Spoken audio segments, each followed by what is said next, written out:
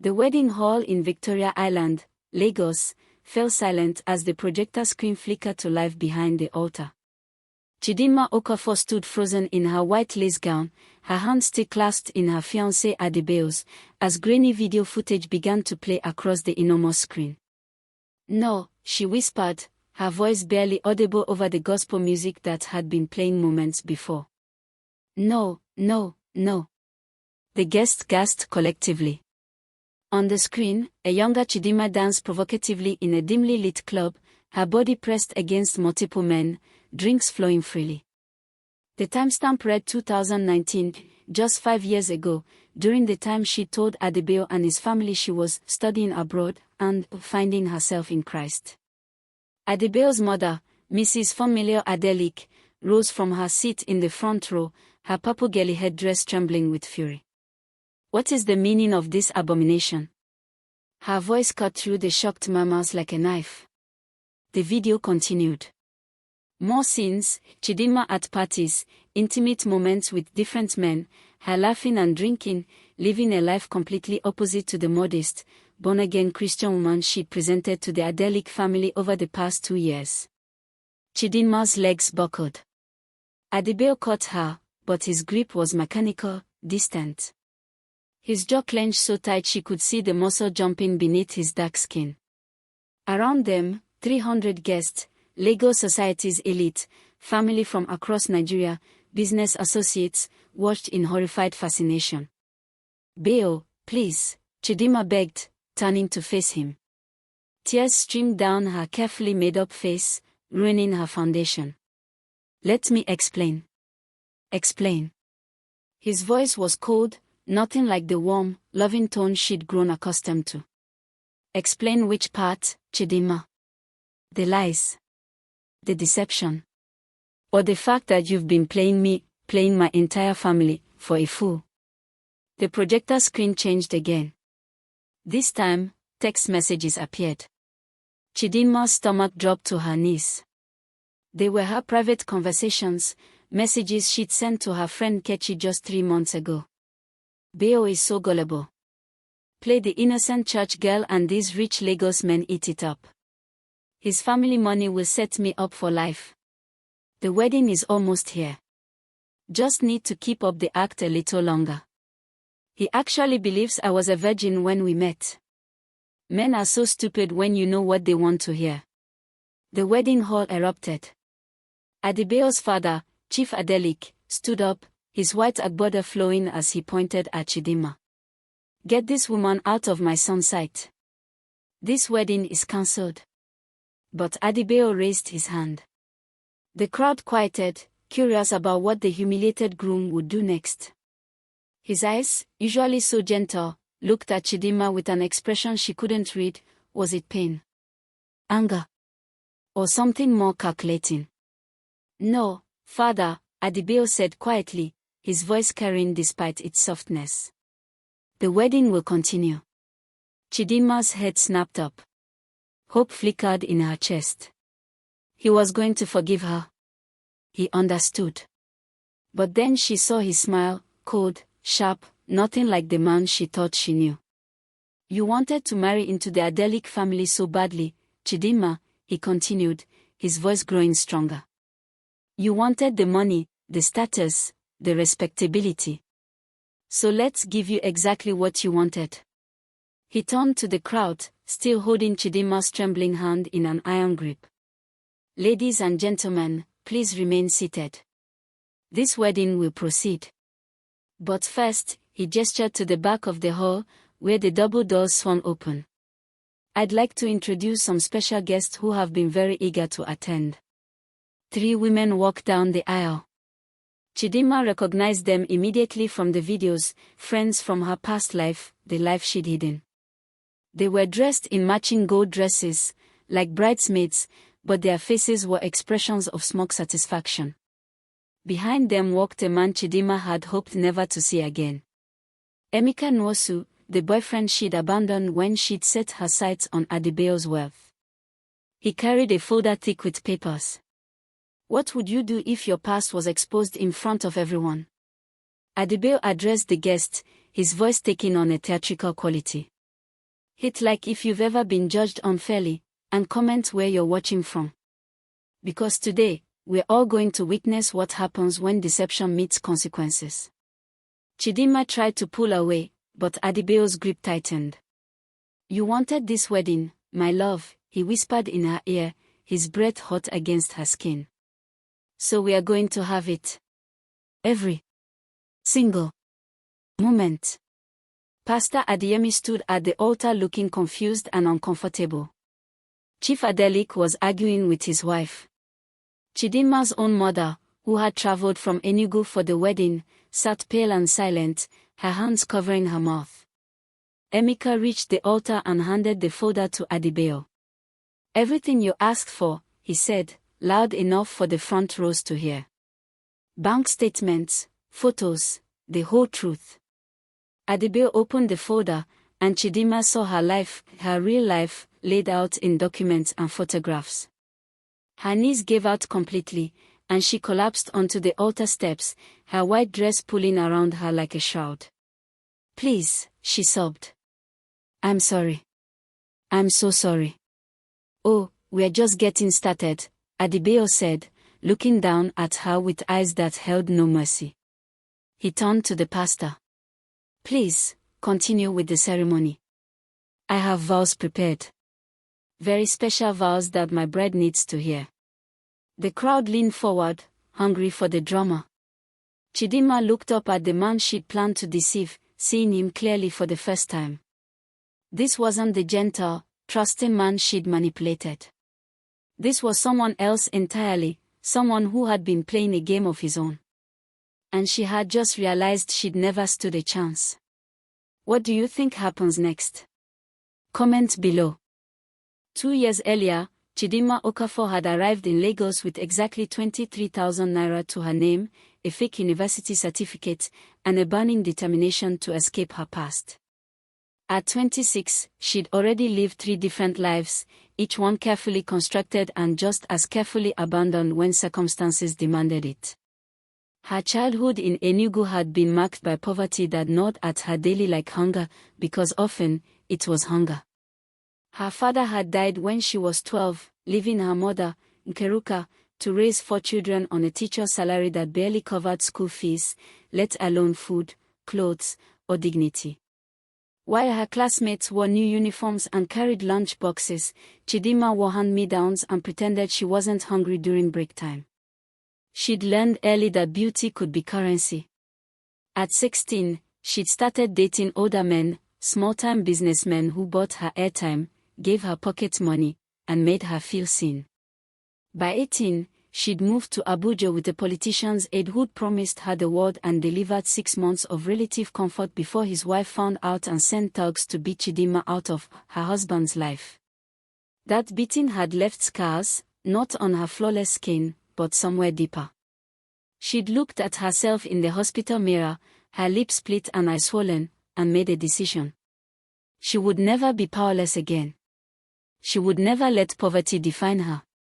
Whatever it took, whoever she had to become, she would claw her way to security. Abuja had taught her refinement. She'd studied the wives and girlfriends of powerful men, noting how they spoke, dressed, carried themselves. She'd learned to mimic their accent, their mannerisms, their effortless superiority. When that relationship ended, she'd moved to Port Harcourt, then Calabar, each time reinventing herself, each time getting closer to the life she craved. But Lagos was the ultimate prize. Lagos was where real money lived, where oil wealth and old money and new tech money created a society of excess that seemed almost obscene compared to where she'd come from. In Lagos, a successful marriage could mean never worrying about money again. She'd met Adebayo at a church program she'd attended specifically because she'd heard wealthy young men from good families attended there. He'd been perfect, handsome, educated, from one of Lagos Island's oldest families, and most importantly, devout enough that he valued purity and modesty in a woman. She'd watched him for weeks, learning his patterns, his values, his vulnerabilities. The first time they spoke, she'd been wearing a modest blue dress with minimal makeup, carrying a worn Bible she'd bought from a second-hand bookshop. She'd accidentally dropped it, and he'd picked it up, smiling at her like she was something precious. Proverbs 31, she'd said, noting the bookmark he'd seen. I'm trying to embody the virtuous woman. His eyes had lit up. That's rare nowadays. Most women, he'd stopped, seeming embarrassed. Most women have lost their way, she'd finished gently. But some of us are trying to walk the right path, even when it's difficult. Hook. Line. Sinker. Over the next months, she'd been everything his traditional, deeply religious family wanted for their son. Modest. Respectful. Demure. She'd learned to cook his mother's recipes, attended every church service, quoted scripture, and carefully rationed physical affection to make him believe she was saving herself for marriage. She'd cried when telling him fabricated stories about her conservative upbringing, her late father who'd been a pastor, he'd actually been a mechanic, and her time volunteering abroad, those years in Abuja and Port Harcourt. She'd even befriended his sister, Folake, taking her shopping and to lunch, listening to her relationship problems, becoming the sister Folake had always wanted. Every move was calculated. Every word was rehearsed. Every smile was an investment in her future. But she'd made mistakes. She'd kept in touch with Nkechi, her friend from her Abuja days, unable to completely cut ties with the one person who knew the real her. Those text messages, bragging about her success, laughing about how easily she'd fooled the Adelekes, had been her moment of pride and carelessness. She'd also underestimated Emeka.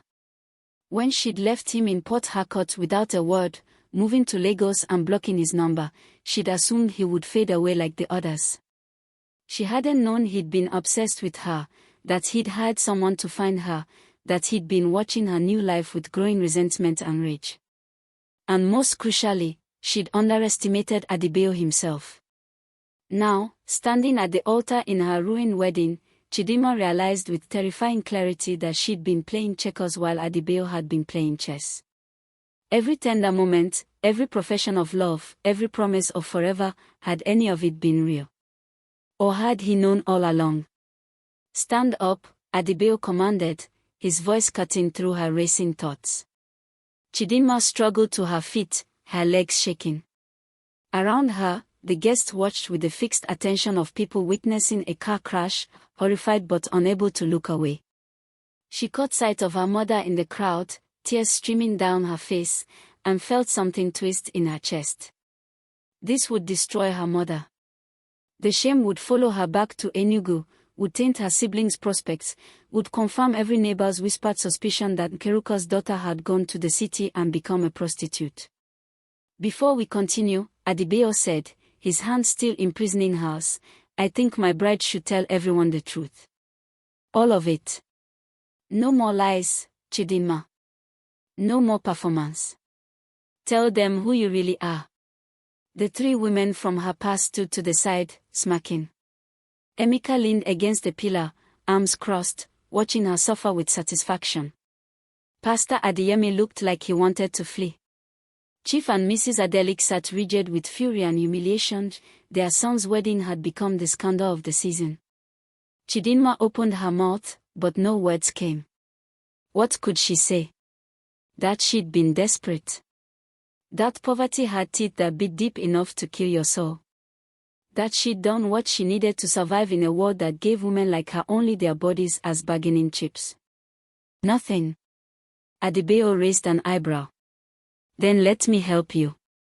He opened the folder Emeka had given him and began to read. Chidinma Blessing Okafor, born 1998 in Enugu. No university degree despite claims of studying business administration at the University of Lagos. I attended, she protested weakly. For 2 semesters before. Before you moved in with Senator Okonkwo's aide in Abuja. Yes, we know. Adebayo's smile was cruel. Should I continue? Should I tell everyone about the abortion in Port Harcourt? The time you stole jewelry from a woman who'd befriended you in Calabar? The fake names you've used. Each revelation landed like a physical blow. Chidinma heard gasps, whispers, the scraping of chairs as guests recoiled. Someone's phone was recording. This would be all over social media within the hour. Her life was ending in real time, broadcast to Lagos society. But something else was stirring inside her. Beneath the shame and terror, anger began to kindle. She'd been a victim long before she'd become a perpetrator. Every man she'd been with had used her too. Every relationship had been transactional from both sides. Why was she the only one being crucified? Yes, she said suddenly, her voice stronger. Yes, I lied. I've been poor, desperate, and afraid my entire life. I've done things I'm not proud of to survive. But look around this room, she gestured wildly at the guests. Half of you have bought your way into respectability. How many business deals here were honest? How many marriages are based on love instead of family alliances and money? You judge me because I'm not wealthy enough to hide my sins behind a nice house and a good surname. The crowd erupted in shock at her audacity. But Adebayo only smiled wider, and Chidinma's brief flash of defiance died as she recognized the trap. He'd wanted her to fight back. He'd wanted her to reveal the anger and cunning beneath her innocent mask. He was conducting a masterclass in public humiliation, and she was playing her part perfectly. Interesting, Adebayo said softly. So you're saying everyone is corrupt, so your deception is acceptable. Before she could answer, the church doors burst open again. A woman stormed down the aisle, tall, elegant, wearing a designer dress and carrying herself with the confidence of someone who'd never known poverty. She was strikingly beautiful, with the kind of polished perfection that came from expensive maintenance. Stop this circus, the woman demanded, her voice commanding attention. She walked straight to the altar and looked at Adebayo with an expression Chidinma couldn't read. You've made your point, Bayo. This has gone far enough. Adebayo's confident mask cracked for the first time. Zainab. What are you doing here? What I should have done 2 years ago, Zainab said. Then she turned to Chidinma with something that looked almost like sympathy. You poor fool. You have no idea what you walked into, do you? What do you think happens next? Comment below. Zainab Ibrahim's entrance shifted the energy in the room like a sudden storm changing direction. She stood between Chidinma and Adebayo, her presence commanding despite being outnumbered by 300 shocked wedding guests. Even Chief Adeleke, who'd been about to speak, closed his mouth and sat back down. Someone want to tell me what's happening? Chidinma whispered, but no one answered her. Zainab turned to address the crowd, her voice clear and authoritative. For those who don't know me, I'm Zainab Ibrahim. I'm the woman Adebayo Adeleke was engaged to 2 years ago, before he called off our wedding 3 weeks before the ceremony. Murmurs rippled through the guests. Some of the older society women nodded recognition, they remembered that scandal.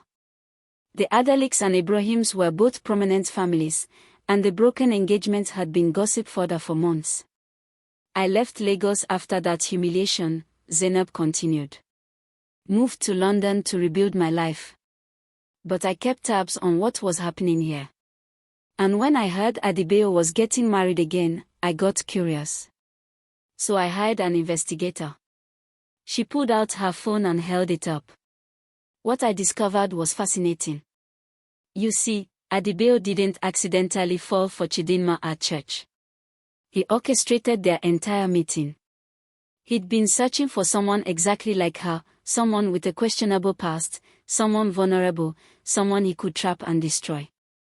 Chidinma's head spun. That can't be.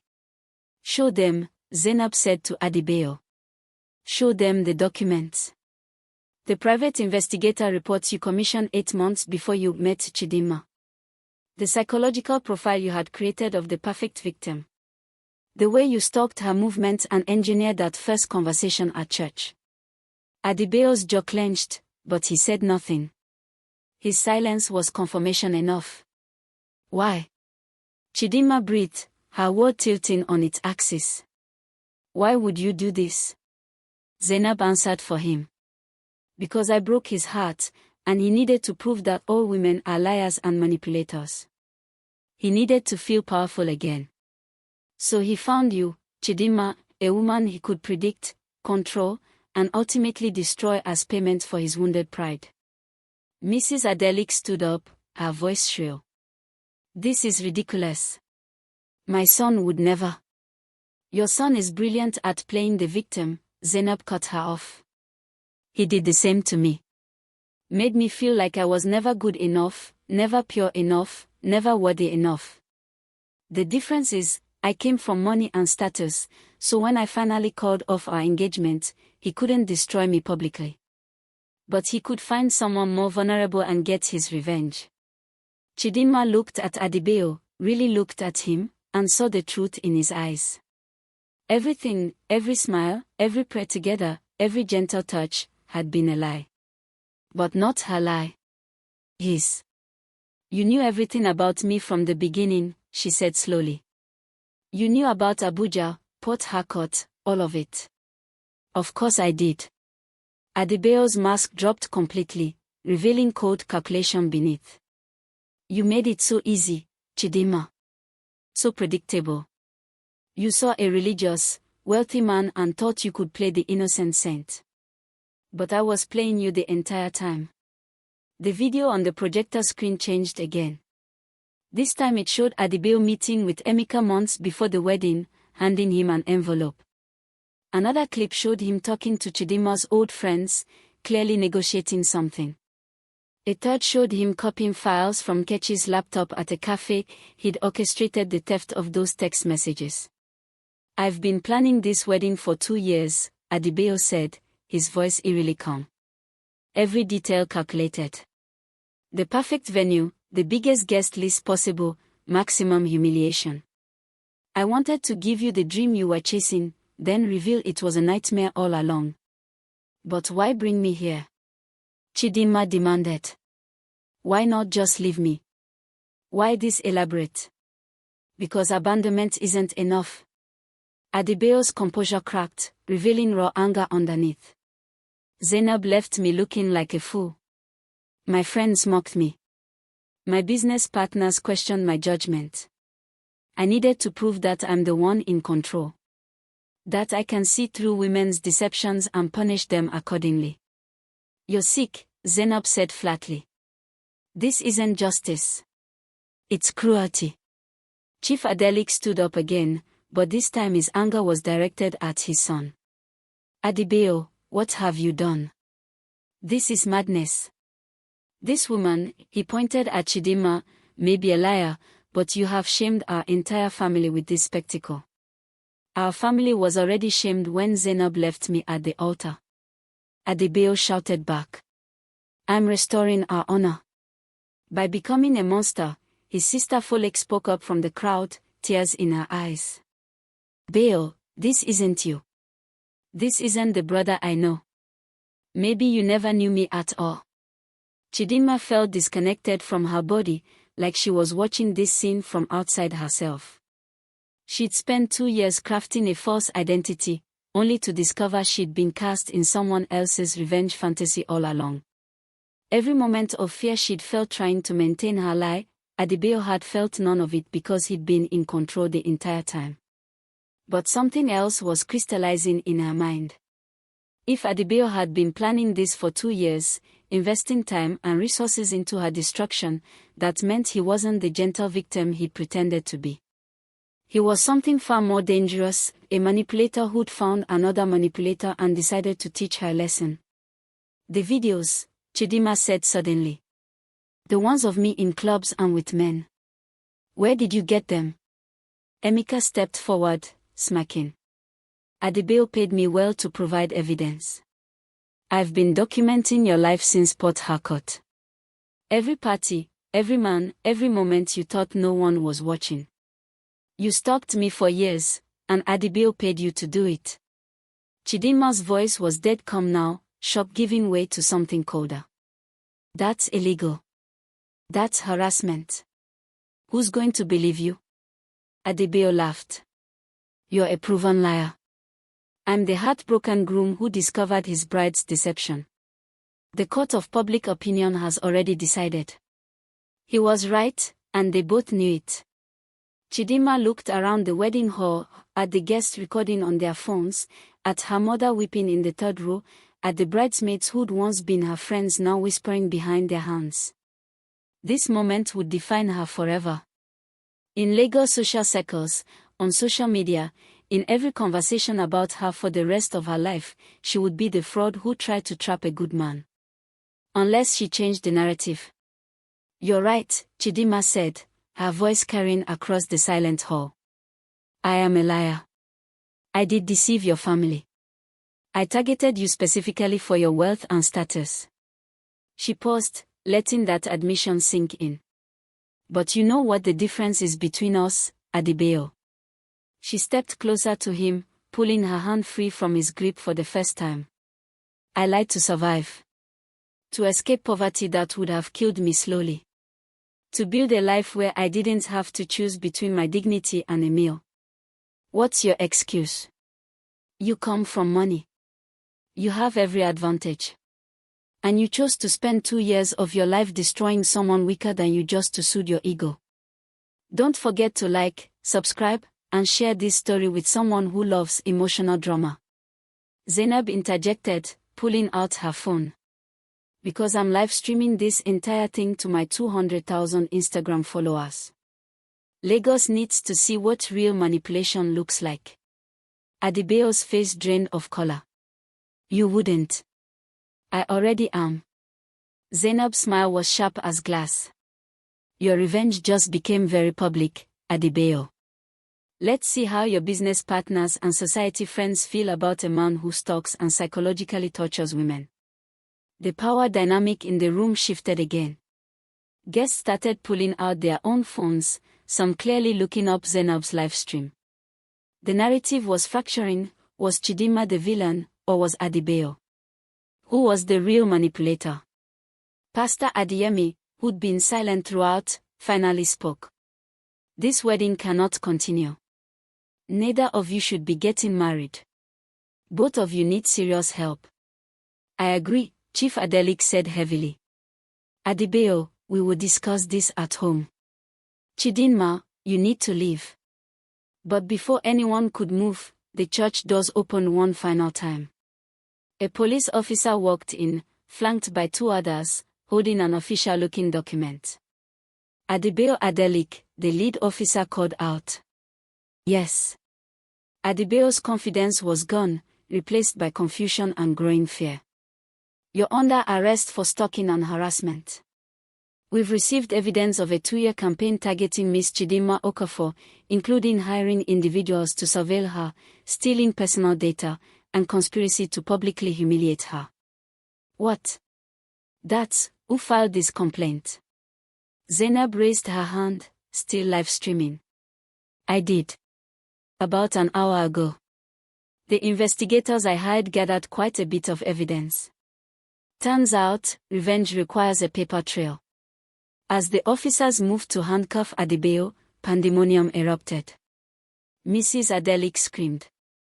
Chief Adeleke was on his phone, likely calling his lawyer. Guests were talking over each other, recording, already typing out messages to spread this new development. Chidinma stood frozen, watching the man who'd planned her destruction being led away in handcuffs. She should have felt vindicated. Relieved. Something. Instead, she felt hollow. Zainab approached her, no longer live streaming. You should leave Lagos, she said quietly. This is going to get worse before it gets better. For both of you. Why did you help me? Chidinma asked. You don't know me. Because I know him, Zainab replied. And I know what it's like to be his target. You're a liar and a con artist, Chidinma, but you didn't deserve this. No one does. As Chidinma walked down the aisle toward the exit, still in her wedding dress, she passed her mother. Nkeruka reached out, grabbing her daughter's hand. Come home, her mother whispered. Come back to Enugu. We'll figure this out. But Chidinma shook her head. She couldn't go backward. Whatever happened next, she had to move forward, even if she had no idea where forward led. Outside the church, she breathed in Lagos air, exhaust fumes, street food, humidity, and possibility. Behind her, her ruined wedding continued to implode. Ahead of her, nothing but uncertainty. She pulled out her phone and saw notifications exploding across social media. The story was everywhere: #Lagos Wedding Revenge, #Manipulator Groom, #Trapped Bride. The narrative was already being written, but it wasn't the one Adebayo had planned. Then her phone rang. Unknown number. Yes. Ms. Okafor. My name is Chidinma. I'm a journalist with the Lagos Tribune. I'd like to tell your side of the story. All of it. The real story, not what people think they know about you, but where you came from and why. Chidinma looked back at the church one more time, then walked toward the street where a taxi waited. I'm listening, she said into the phone. Comment your thoughts on her redemption below. What do you think happens next? The small hotel room in Ikeja was nothing like the luxury Chidinma had been chasing, but it was clean and, most importantly, anonymous. She changed out of her wedding dress into jeans and a simple top borrowed from Zainab, who'd paid for 3 nights at the hotel before catching a flight back to London. Tell your truth, Zainab had said before leaving. Not the version that makes you look innocent, because that won't work anymore. Tell the messy, complicated truth. It's the only thing that might save you now. Now, 24 hours after her wedding disaster, Chidinma sat across from Chidinma, a journalist whose reputation for fierce, nuanced reporting on women's issues had made her both celebrated and controversial in Lagos media circles. Chidinma set up her recorder. Before we start, you should know, this won't be easy. I'm going to ask you difficult questions. Some people will still hate you after this publishes. But if you're honest, really honest, some people might at least understand. Will it stop the death threats? Chidinma asked quietly.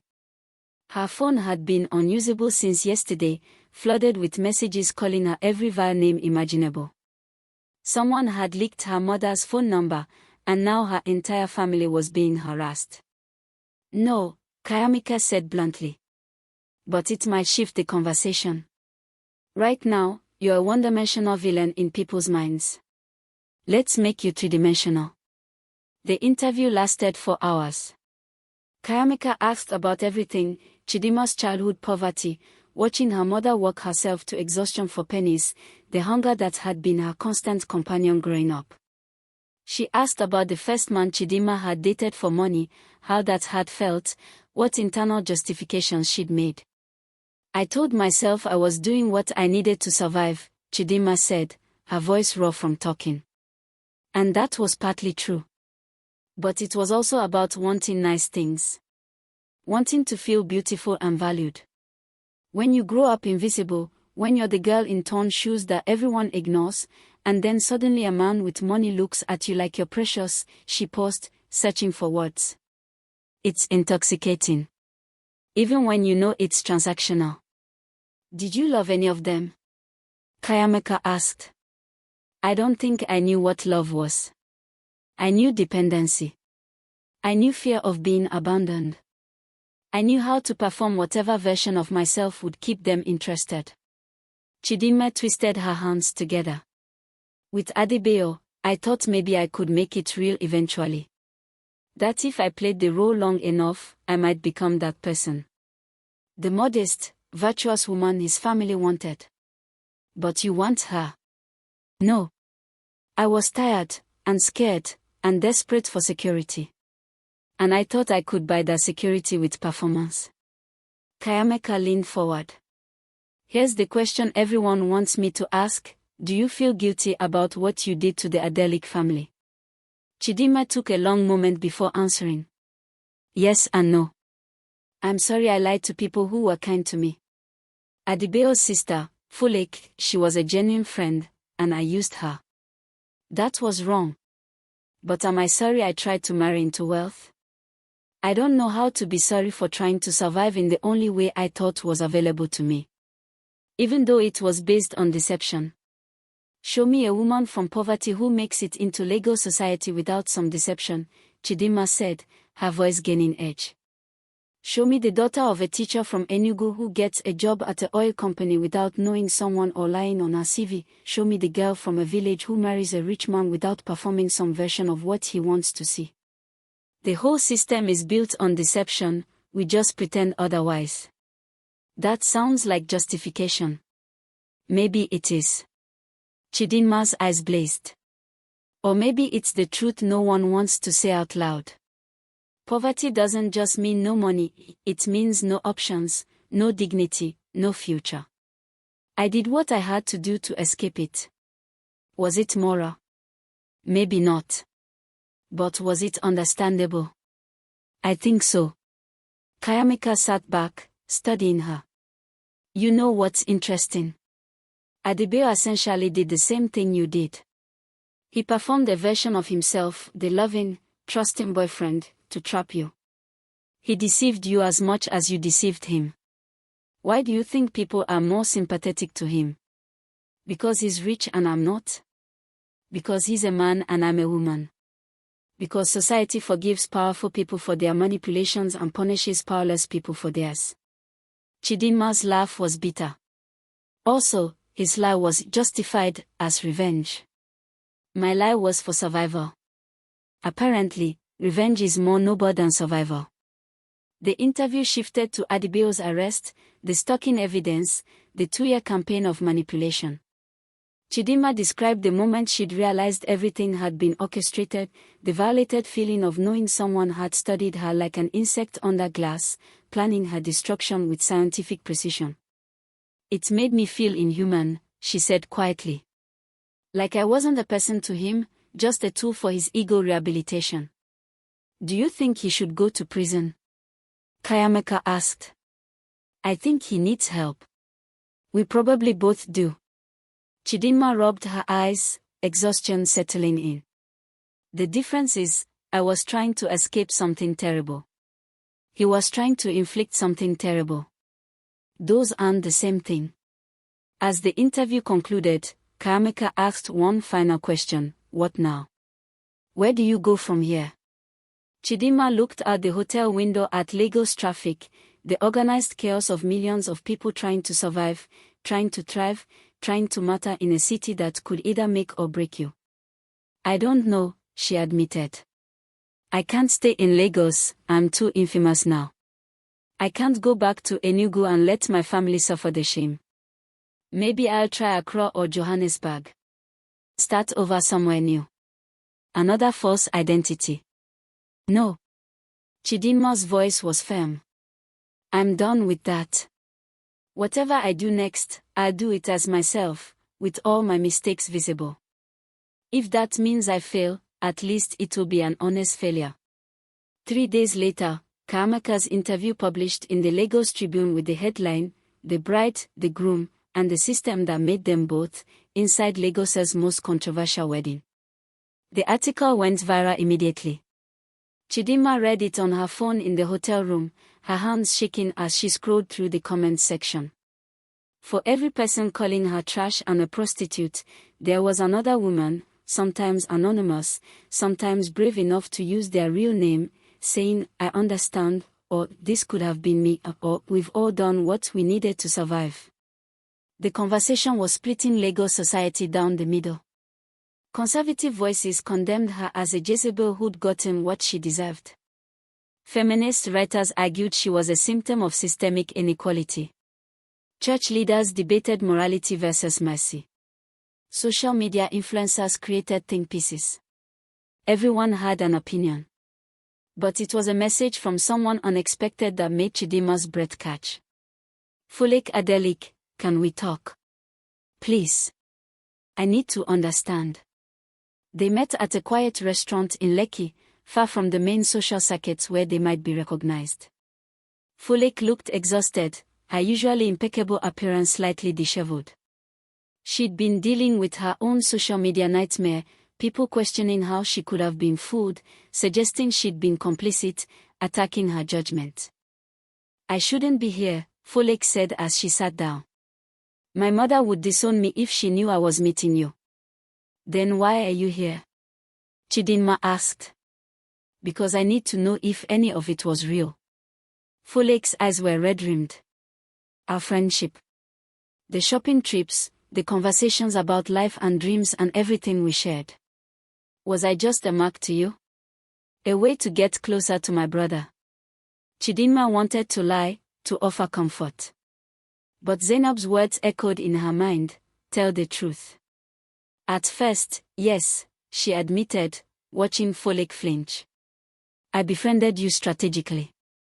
You were Adebayo's sister, and I needed his family to trust me." "But Folek," she reached across the table, though Folek pulled back. "Somewhere along the way, it became real. You were the first female friend I'd had in years who wasn't helping me run a con or judging me for running one. When you told me about your struggles with your family's expectations, your fear of disappointing them, your dreams of starting your own business, I wasn't pretending to care. I did care. How am I supposed to believe anything you say now?" "You're not," Chidinma said simply. "I destroyed your trust. That's not something I can fix with words. I can only tell you the truth and let you decide what to do with it." They sat in silence for a long moment.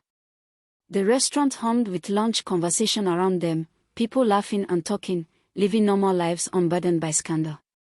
"Beo is out on bail," Folek said finally. "My father called in favors. The stalking charges are serious, but his lawyers think they can get them reduced to harassment, maybe community service and therapy." The Adeleke name still means something in Lagos. "And how is he?" "Unrepentant." Folek's voice was flat. "He thinks he did nothing wrong. That you deserved everything he planned, and the only mistake he made was getting caught. My mother agrees with him. My father," she paused. "My father is disappointed in everyone.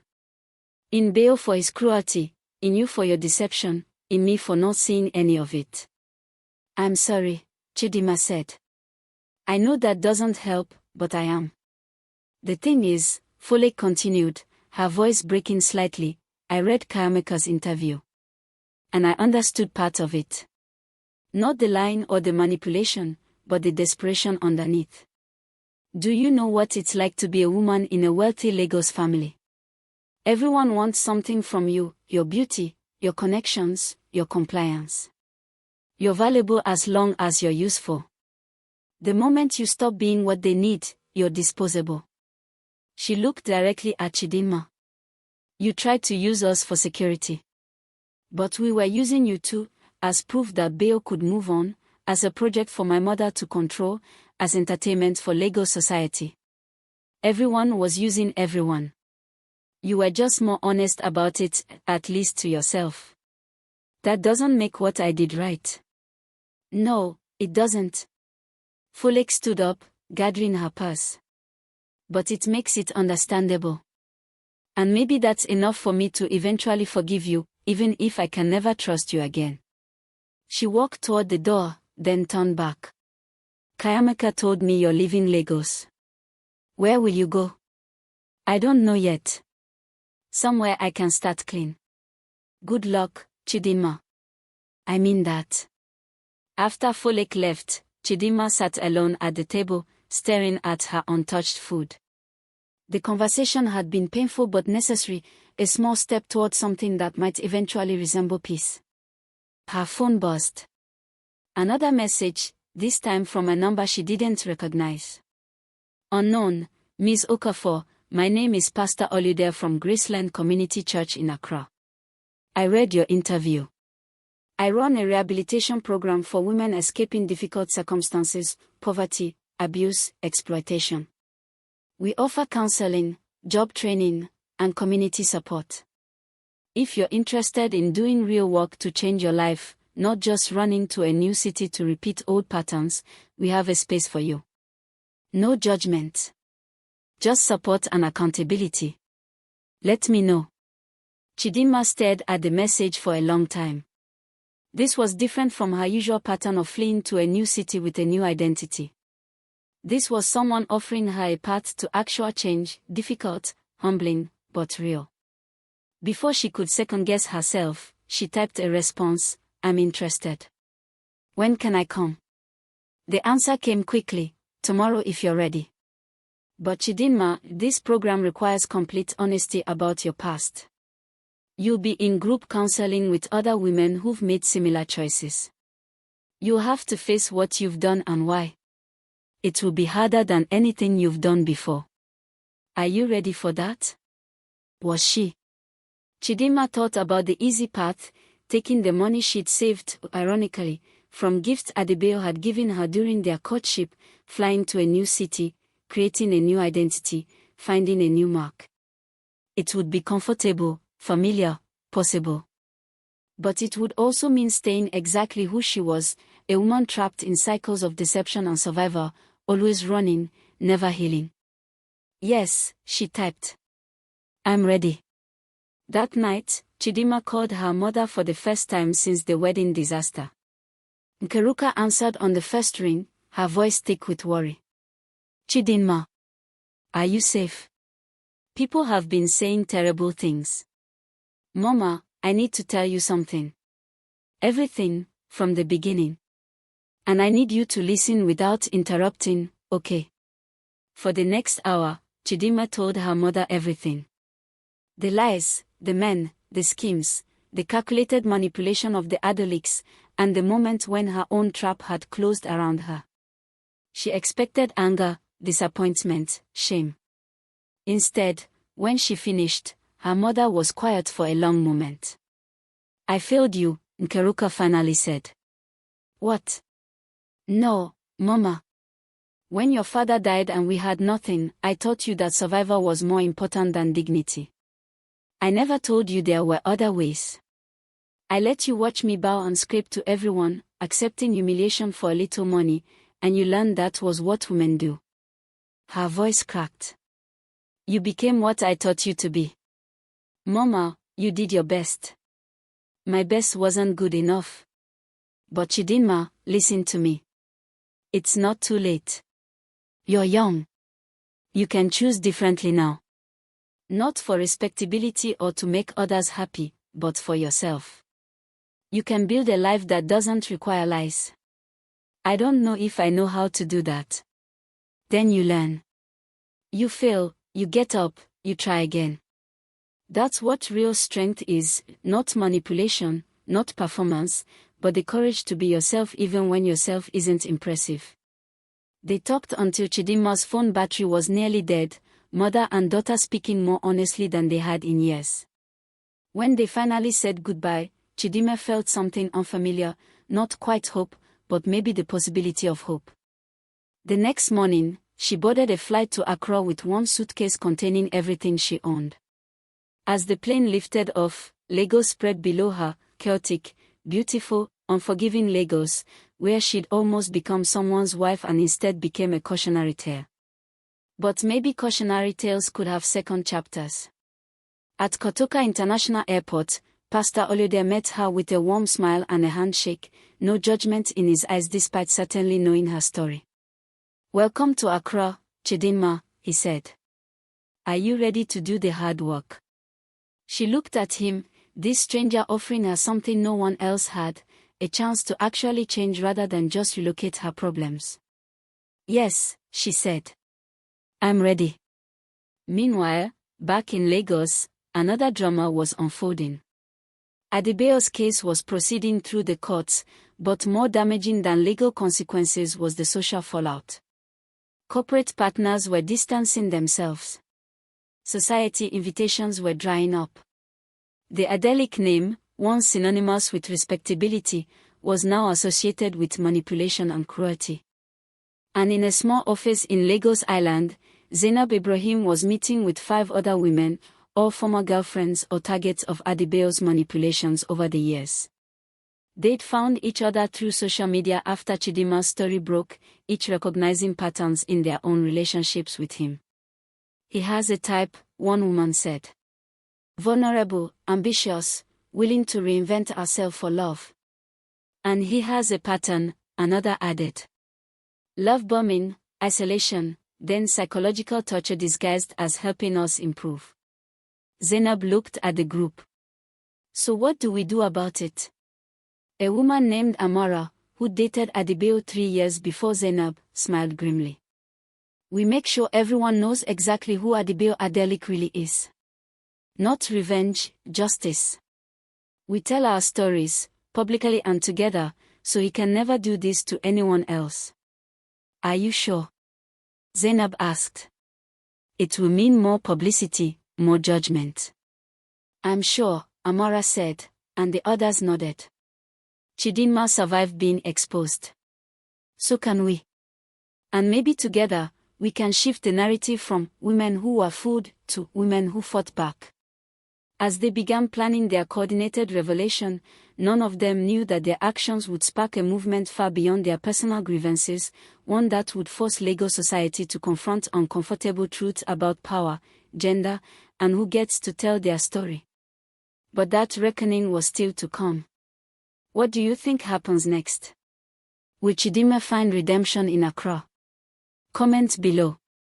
6 months later, Chidinma sat in a circle with 8 other women in a community center in Accra's Dansima neighborhood. The room was simple, concrete walls painted cheerful yellow, plastic chairs, a single ceiling fan fighting against the humid afternoon heat.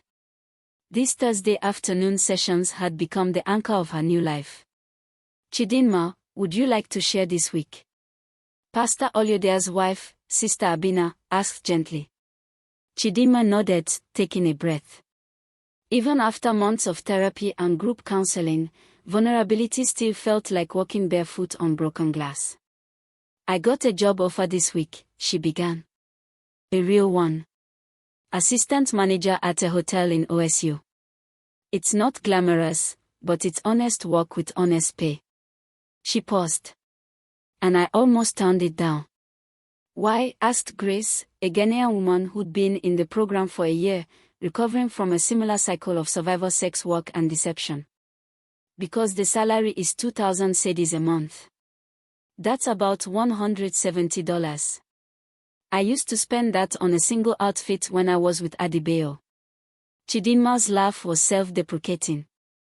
For a moment, I thought I could go back to Lagos, find another wealthy man, and this time be smarter about it. I've learned from my mistakes. I wouldn't get caught again. The women in the circle nodded with understanding, not judgment. They'd all had similar moments, the siren call of old patterns, the seductive whisper that survival through manipulation was easier than survival through labor. But then what stopped you? Sister Abina prompted. I remembered something my mother told me before I came here. She said real strength isn't in the performance, it's in being yourself even when yourself isn't impressive. Chidinma felt tears prick her eyes. I'm not impressive right now. I'm broke, infamous, and starting over at 28 with nothing. But I'm real. And that's worth more than another fake life. The group clapped, not mockingly, but with genuine celebration. These women understood that choosing honest poverty over comfortable deception was a victory, even if the outside world would never recognize it as such. After the session, Chidinma walked to the internet cafe she'd been using since she couldn't afford her own laptop. She'd been avoiding social media, but today she needed to check something. Kayameka had sent a message saying there was news from Lagos she needed to see. The headlines loaded slowly on the old computer. 6 women speak out, a pattern of psychological abuse by Lagos businessman Adebayo Adeleke. #Adebayo survivors, movement grows as more women share stories of manipulation. Chief Adeleke issues public apology, announces son entering psychiatric treatment. Chidinma clicked through the articles with trembling hands. Zainab and 5 other women had come forward with detailed accounts of Adebayo's pattern of targeting, love bombing, and then psychologically tormenting women.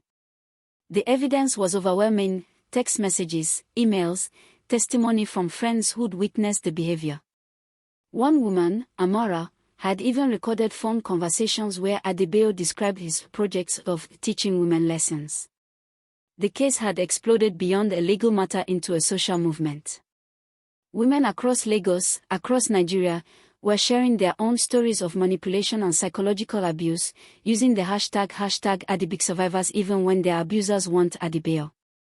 The conversation had shifted from, what did these women do wrong, to, what systems allow men to systematically exploit and torture women. But it was the statement from Chief Adeleke that made Chidinma pause. As a father, I failed my son by not recognizing his psychological distress after his first broken engagement. As a man of standing in Lagos society, I failed by prioritizing reputation over character. And as a human being, I failed by allowing my son to harm others while I looked away. I apologize to Miss Chidinma Okafor, to Miss Zainab Ibrahim, and to all the women my son has hurt. Adebayo is entering long-term psychiatric treatment. I am establishing a foundation to support women escaping exploitation and abuse, funded by the Adeleke family fortune. It is the least we can do to begin making amends. Chidinma sat back, stunned. She'd expected the Adelekes to close ranks, to use their wealth and influence to bury the story. Instead, they'd done something she'd never seen from a powerful Nigerian family. They'd acknowledged wrongdoing and committed to change. Her phone buzzed, a new message from Zainab. Zainab, I hope Accra is treating you well. I wanted you to hear from me directly. Chief Adeleke's foundation wants to partner with rehabilitation programs like the one you're in.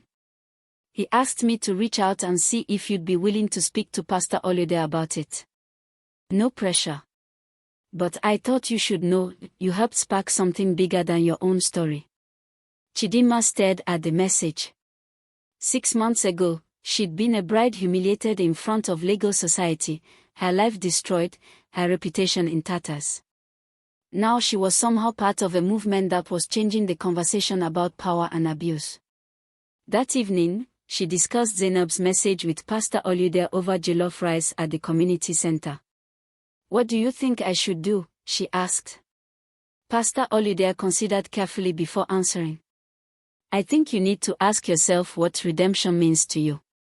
Is it about being forgiven by others? Or is it about becoming someone who contributes positively to the world despite your mistakes? Can't it be both? Maybe. But the second one is the only one you can control. He smiled gently. The Adeleke Foundation's money could help many women. Your story, told from where you are now, could inspire others to choose honest change over comfortable deception. But only if you're ready. Only if sharing your story won't re-traumatize you or push you back into old patterns. I don't know if I'm ready, Chidinma admitted. Then wait until you are. Real change can't be rushed. But the universe, it seemed, had other plans. 2 weeks later, a video surfaced on Nigerian social media that made Chidinma's wedding disaster look tame by comparison. A prominent Lagos pastor, one who'd frequently condemned women like Chidinma from his pulpit, was caught in a hotel with 3 young women from his congregation, all under 21. The scandal was enormous, but what made it relevant to Chidinma was the pastor's defense. He claimed the women had seduced him. That they were modern-day Jezebels, just like that Chidinma woman who tried to trap a good man. He positioned himself as the victim of female manipulation.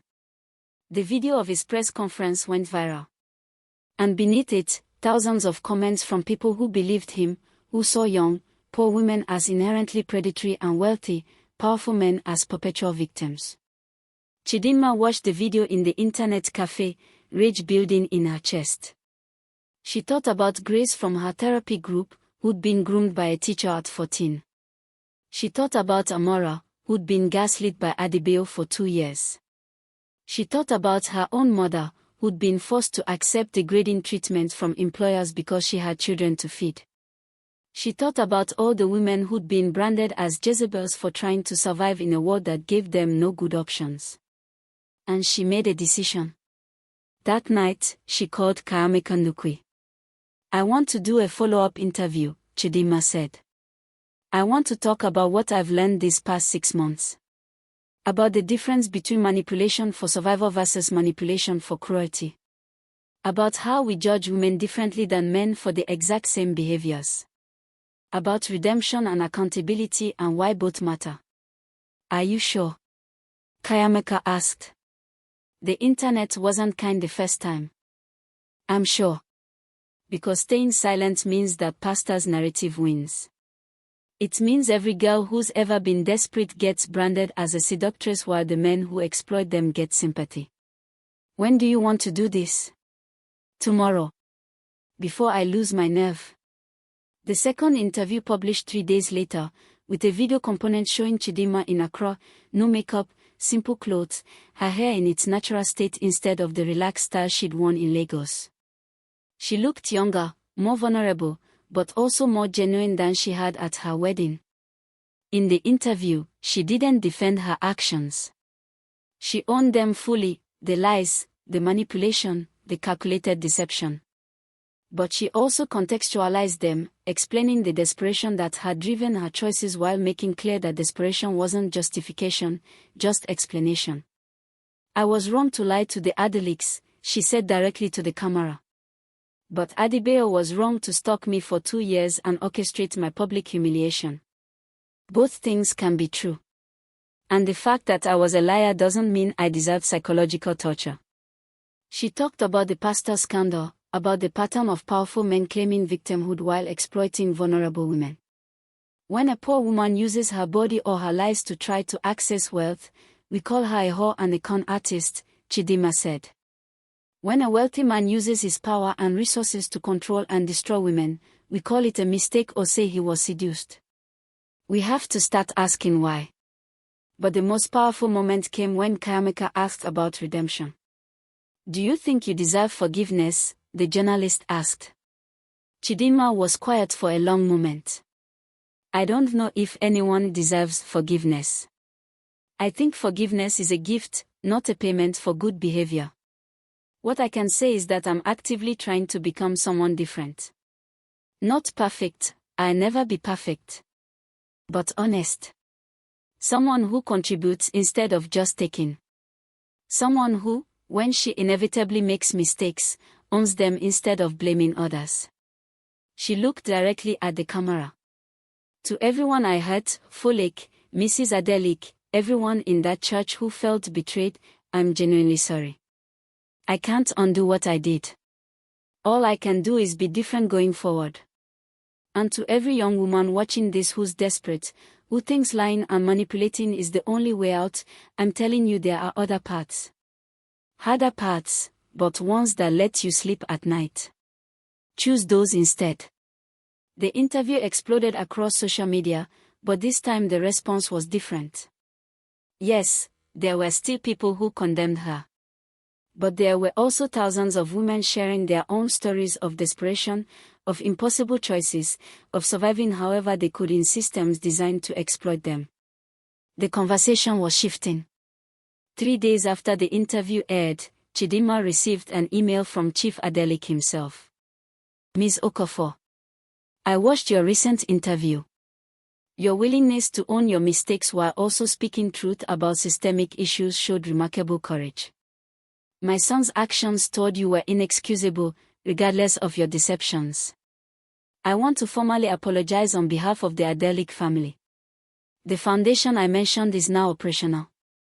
We are specifically focusing on programs that offer women alternatives to exploitation, job training, education, counseling, community support. Pastor Olude's program in Accra is one we'd like to partner with, if he's willing.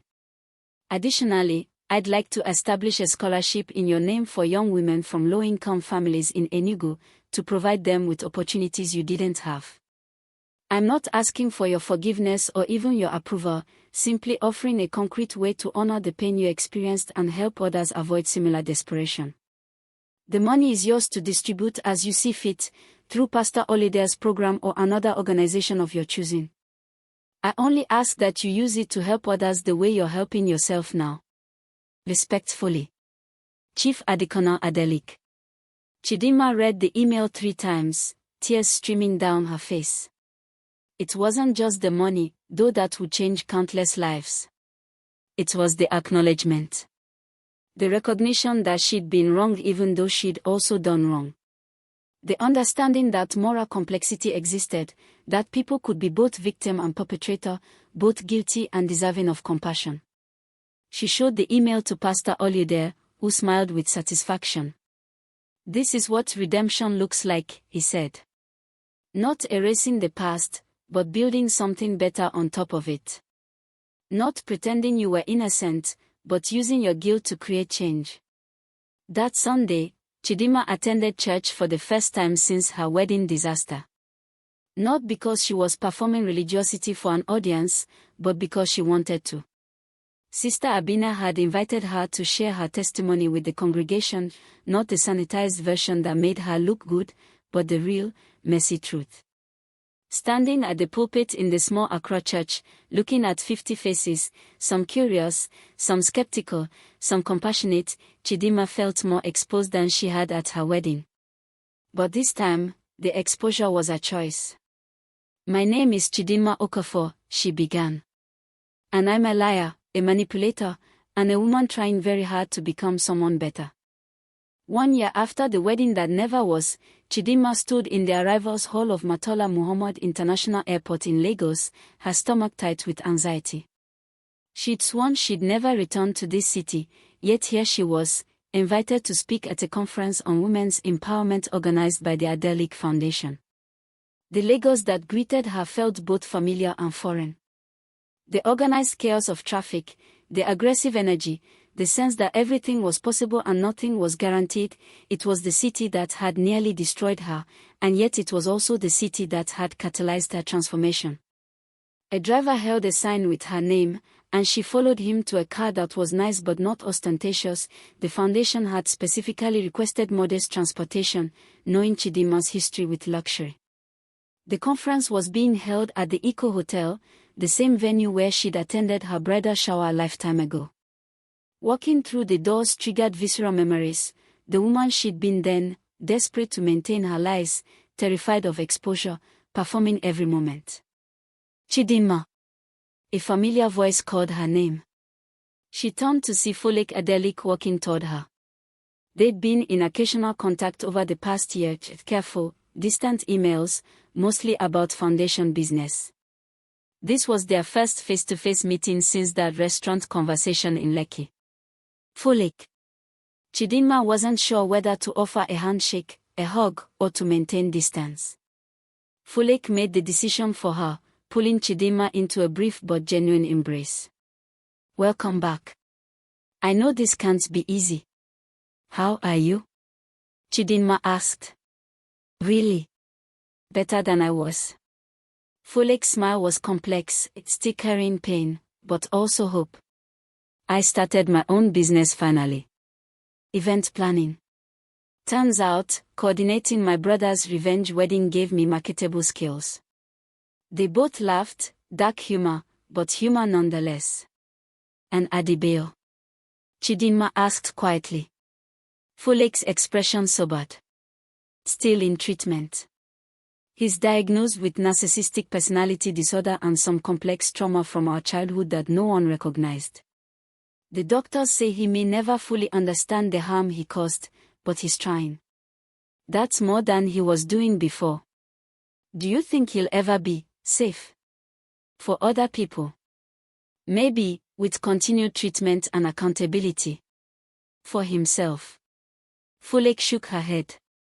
"I think he'll always struggle. But at least now we're not pretending everything is fine. That's something." The conference began at 2 p.m. The ballroom was packed with 300 women, activists, survivors, social workers, journalists, students. Zainab Ibrahim delivered the opening keynote about psychological abuse in relationships. Amora spoke about healing and community support. Several other women shared testimonies about exploitation and recovery. Then it was Chidinma's turn. She walked to the podium in a simple blue dress, respectful but not performing modesty, her natural hair in neat braids, no pretense of being anything other than exactly who she was. Looking out at the audience, she saw faces of every age and background. Some looked sympathetic, others skeptical.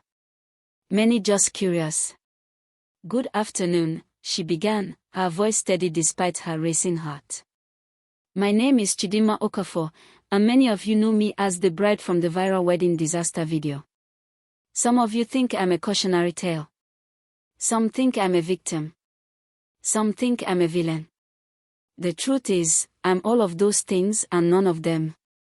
I'm just a woman who made desperate choices, faced brutal consequences, and had to decide who I wanted to become afterward. She spoke for 20 minutes, telling her story without embellishment or self-pity. She talked about poverty's corrosive effect on dignity and choice.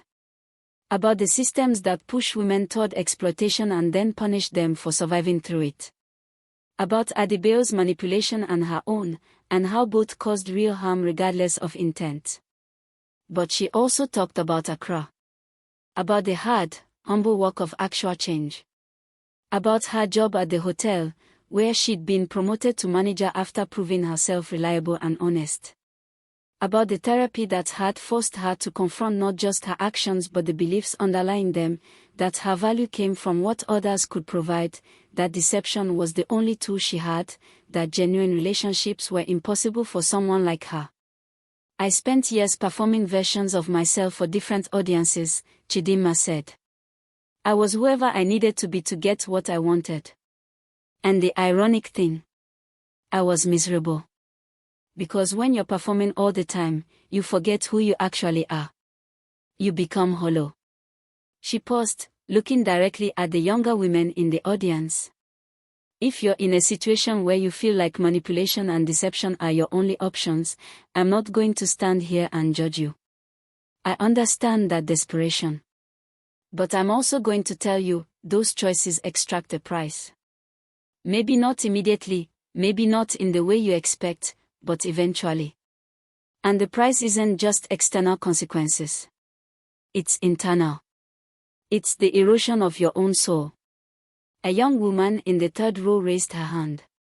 But what if honest work doesn't pay enough to survive? What if the system is rigged so that being good means being poor?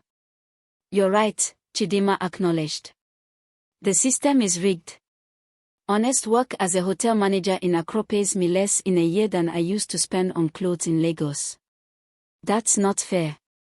But here's what I learned. Poverty with integrity feels different than wealth built on lies. One is difficult but sustainable. The other is comfortable but corrosive. I'm not saying everyone should make the choice I made. I'm just sharing what I discovered for myself.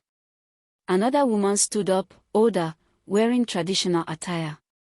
You say you've changed, but how do we know this isn't just another performance? Another version of yourself you're selling? The question hung in the air, legitimate, challenging, perhaps unanswerable. You don't know, Chidinma said simply. You can't know. Only time will tell. All I can say is that I'm not asking for your trust. I already violated that once. What I'm asking is that you consider the possibility that people can change, even people who've done terrible things. Not because they deserve forgiveness, but because transformation is possible. If it's not possible, then there's no hope for any of us, because we've all done things we're ashamed of. The room was silent for a moment, then someone started clapping. Others joined. Not everyone, some sat with arms crossed, unconvinced. But enough that Chidinma felt seen in a new way, not as a cautionary tale or a villain, but as a human being struggling toward something better. After her panel, Chidinma stepped outside for air. The Lagos humidity hit her immediately, familiar and oppressive. She found a quiet corner of the hotel garden and sat on a bench, processing the day. That was brave. A voice came from behind her. She turned to see her mother, Nkeruka, standing there in a simple dress, looking older than Chidinma remembered but also somehow lighter. They'd spoken regularly since Chidinma left for Accra, but this was their first in-person reunion. Mama. Chidinma jumped up, embracing her mother. I didn't know you were coming. The foundation bought my ticket. I wanted to see you. To hear you speak. To see the woman you're becoming. Nkeruka held her daughter at arm's length, studying her. You look different. Lighter somehow, even though I know life is harder now. I sleep better, Chidinma said. Even on my lumpy mattress in my tiny room in Accra, I sleep better than I ever did in Lagos. They sat together on the bench, mother and daughter, two women who'd both been shaped by poverty and were both learning to be shaped by something else. I'm proud of you, Nkeruka said quietly. Not because you're successful or respectable, but because you chose the hard right over the easy wrong. That's real strength. I learned it from you, Mama. You worked yourself to exhaustion rather than compromise your values. I just took the wrong lessons for a long time. And now you're taking different ones. That's all any of us can do, keep learning, keep trying, keep choosing better. That evening, the foundation hosted a dinner for conference speakers and organizers. Chidinma found herself at a table with Zainab, Amora, Folik, and several other women from the #Adebayo Survivors movement. They talked, laughed, shared updates on their lives. They were bonded not by shared victimhood but by shared survival and the decision to transform pain into purpose. Chief Adeleke approached the table, looking uncertain, a far cry from the imperious figure Chidinma remembered from her wedding day. Ladies, he said respectfully. Thank you all for your participation today. Chidinma, might I have a moment? They stepped onto the hotel balcony overlooking Lagos's glittering skyline, millions of lights representing millions of stories, millions of struggles, millions of choices between darkness and light. I wanted to tell you in person, Chief Adeleke began, that the foundation has helped 73 women exit exploitative situations this year. We've provided job training for 142 more. We've established partnerships with rehabilitation programs in 5 African countries. None of that would exist without your willingness to tell your story publicly. It was Zainab and the others who really drove the change, Chidinma said. You all did it together, he interrupted gently. That's how movements work. But I also wanted to apologize again, personally. I enabled my son's worst behaviors by prioritizing family reputation over his mental health and his victims' well-being. I saw signs of his manipulation over the years and ignored them. I'm sorry. And Adebayo? Chidinma asked. Has he ever apologized? Not directly. He wrote letters to all of you through his therapist, but she advised against sending them until he could do so without seeking validation or forgiveness in return. He's working on understanding the difference between actual remorse and performative apology. Chief Adeleke's voice carried the exhaustion of a father who'd watched his son revealed as a monster. It may be years before he's capable of genuine accountability. If ever. That must be painful for you. It is. But not as painful as what he did to you and the others. I've had to accept that my son may never be the person I thought he was, or hoped he could be. He paused. But you, Chidinma, you've become someone I didn't think was possible a year ago. That gives me hope that change is real, even when it's difficult. After he left, Chidinma stood on the balcony alone, looking at Lagos spread beneath her. Somewhere in this city were women making the same choices she'd made, calculating how to use beauty and performance to escape poverty, convincing themselves that deception in service of survival was justified. She didn't judge them. She understood them with a bone-deep intimacy that came from having walked that path herself. But she also knew something they might not yet understand, that path led nowhere good. It might provide temporary relief, but it ultimately trapped you in a cycle of performance and fear, always hiding, always running, never fully yourself. Her phone buzzed. A message from Pastor Olude, how's Lagos treating you? She typed back, it's strange being here. Like visiting a past life. But I'm okay. More than okay, actually. I think I'm finally making peace with who I was and who I'm becoming.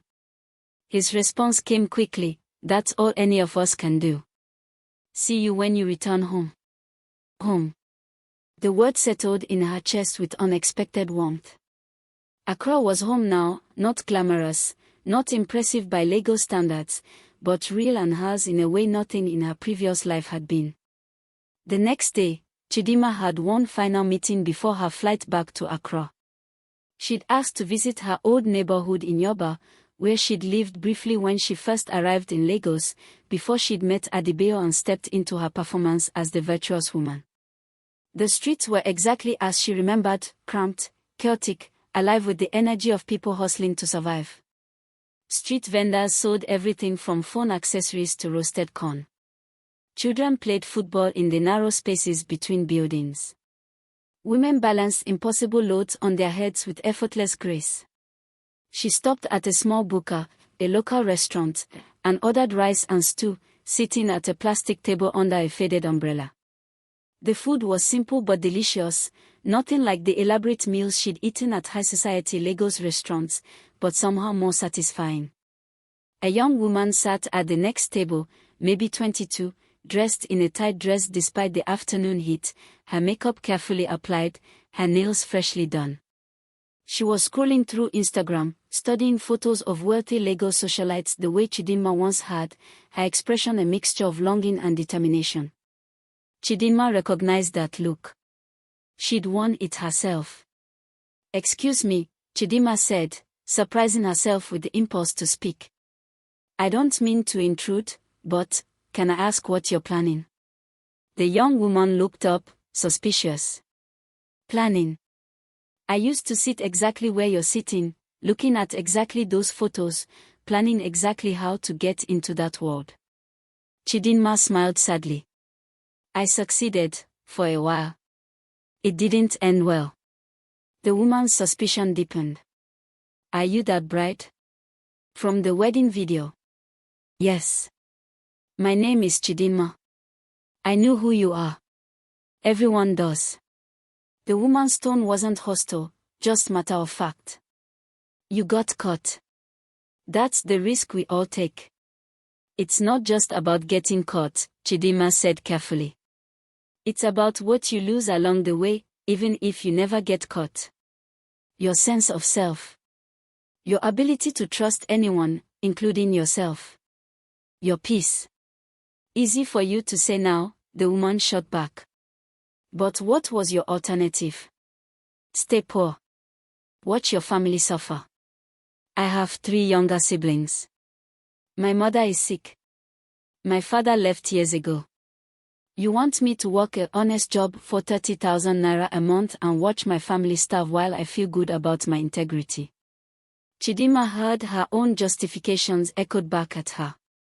She couldn't argue against the brutal math of poverty, the impossible choices it demanded, the way it turned morality into a luxury only the comfortable could afford.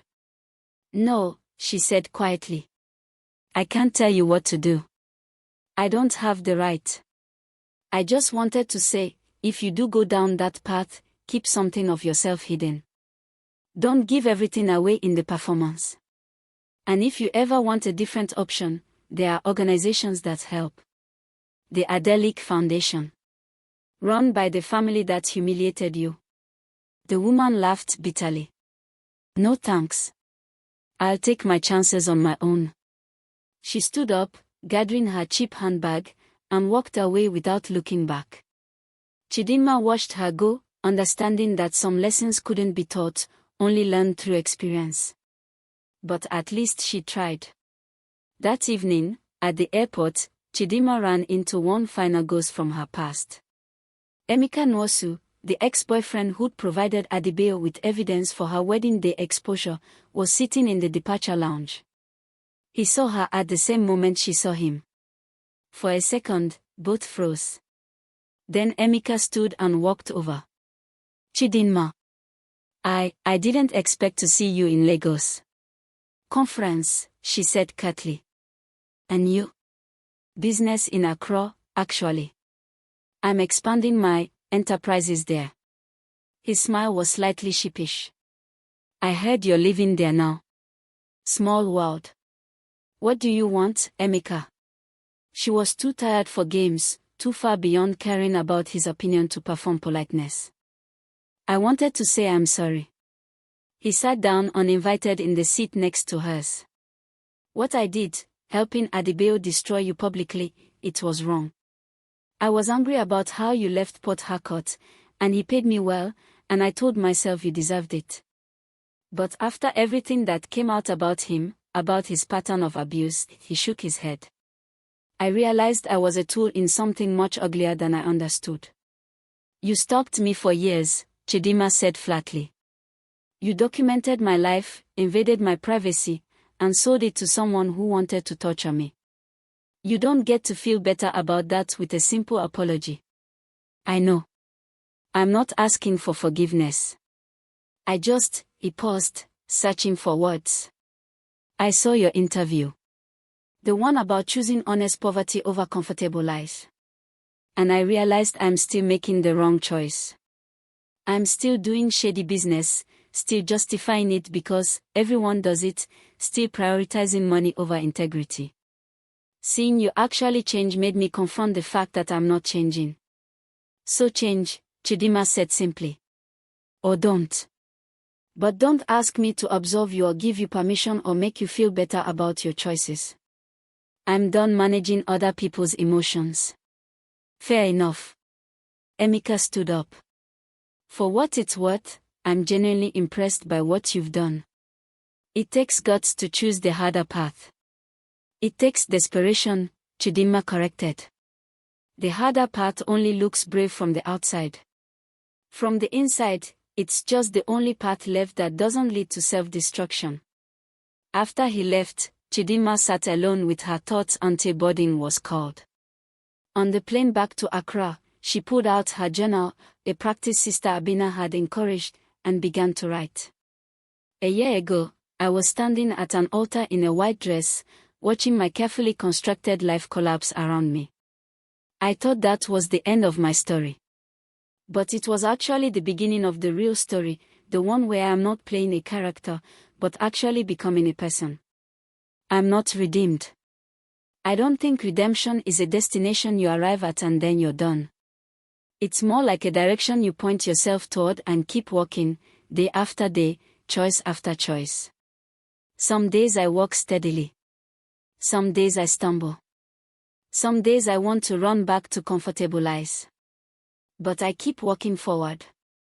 The women at the conference asked if I'm really changed or just performing a new character, the penitent reformed con artist. Honest answer. Sometimes I don't know. But I think the fact that I can admit that uncertainty is itself a kind of growth. The old me would have performed absolute certainty about her own transformation.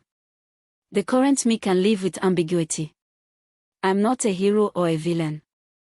I'm not a cautionary tale or an inspiration. I'm just a woman who made terrible choices, faced brutal consequences, and is trying, really trying, to choose differently going forward. And maybe that's enough.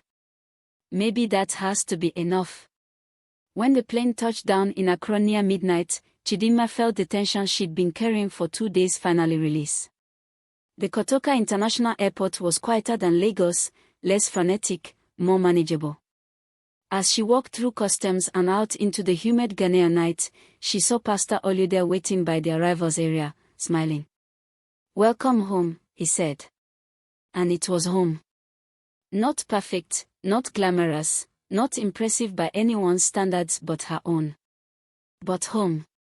How was Lagos? He asked as they drove through Accra's late-night streets. Complicated, Chidinma said. I saw who I was, who I hurt, and how far I've come. I also saw how far I still have to go. That sounds about right, Pastor Olude said with a knowing smile. The spiritual journey isn't linear. It's more like a spiral, you keep circling back to the same issues, but from a higher perspective each time. At her small apartment in Danceman, one room with a hot plate, a mattress, and not much else, Chidinma unpacked her bag and sat on her bed, looking at the simple space. A year ago, this would have felt like failure. Now it felt like foundation, something real she could build on. Her phone buzzed one last time. A message from Folake, "Thank you for coming back to Lagos. I know it wasn't easy." What you said today mattered. You helped me forgive myself for not seeing what Bayo was doing. If you can change, maybe there's hope for all of us. Chidinma smiled, typing back, "We're all works in progress.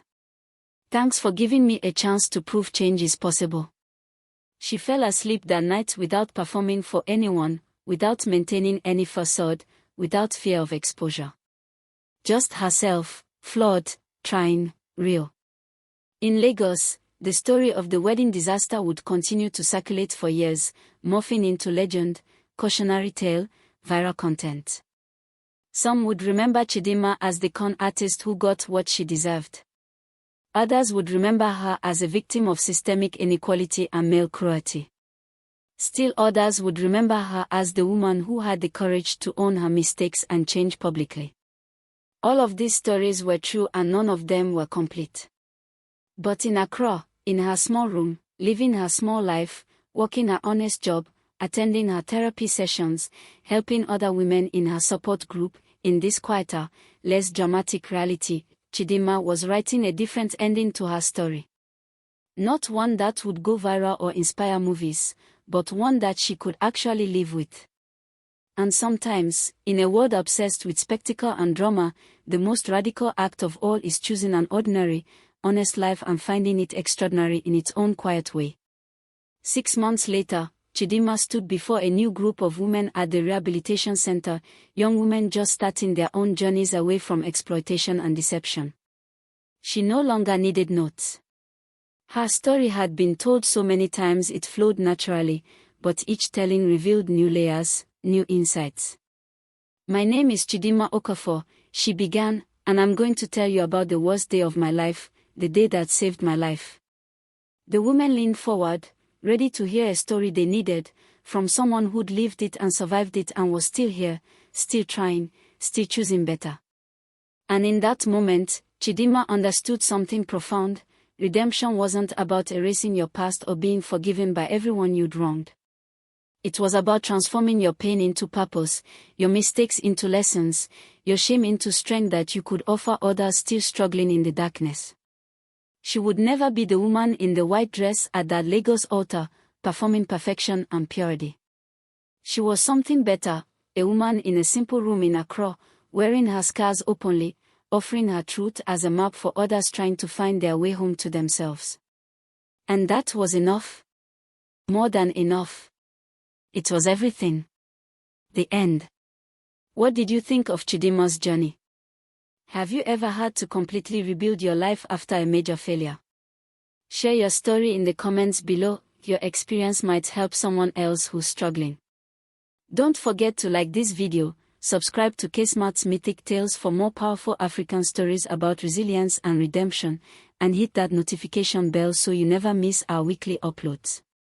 Remember, your past doesn't define your future, your choices today do. Thanks for watching, and we'll see you in the next story.